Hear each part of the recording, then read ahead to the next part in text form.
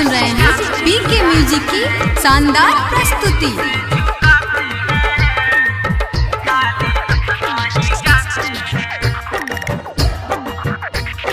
मैया का महिमा है सबसे महान, सबसे महान, अरे सबसे महान।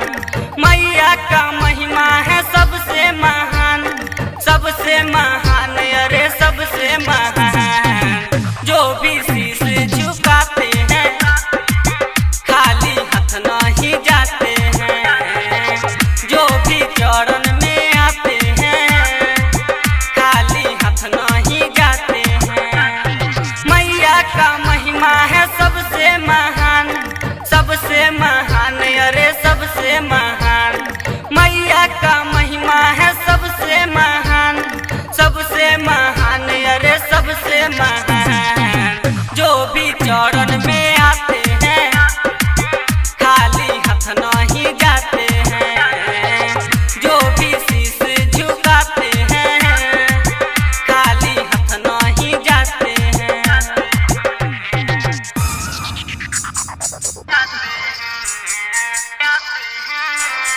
म्यूजिक डायरेक्टर डीजे राज।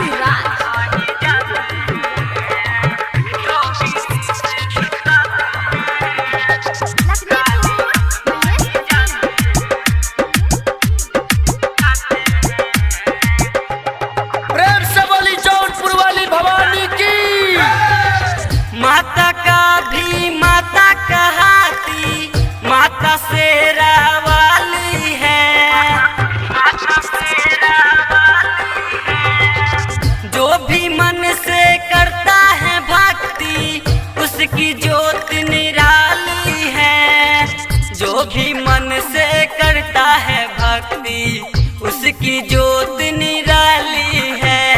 पूजा है इनको सगरो जहान, सगरो जहान, अरे सगरो जहान। जो भी शीश झुकाते हैं खाली हाथ नहीं जाते हैं, जो भी चरण में आते हैं खाली हाथ नहीं जाते हैं।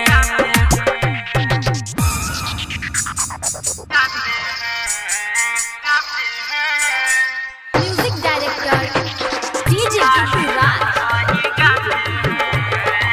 बोला बोला दुर्गा मैया की।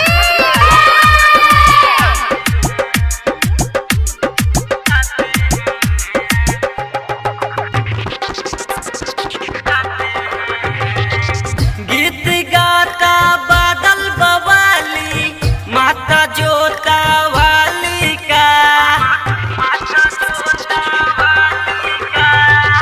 श्याम सवरिया भी भजन गाता ऊंचे पर्वत वाली का।